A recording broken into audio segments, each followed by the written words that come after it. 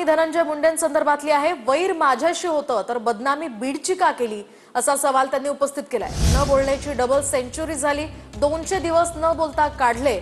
धनंजय मुंडेंनी राष्ट्रवादीच्या मेळाव्यामध्ये हे विधान केलंय।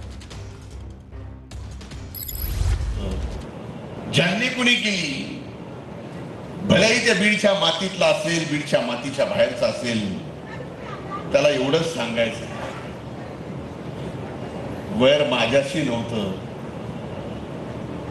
वैर जर माझ्याशी होतं तर माझ्या या मातीची बदनामी का? त्यांना एवढंच सांगणं, हे बरे झाले दिला अंधार तू इतका मला, हे बरे झाले दिला अंधार तू इतका मला। एक ठिणगी आत लागली उजळाया। बऱ्याच दिवसांनी बोलतोय,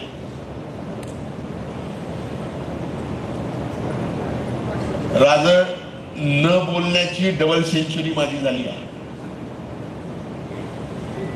200 दिवस न बोलता काढल्यात।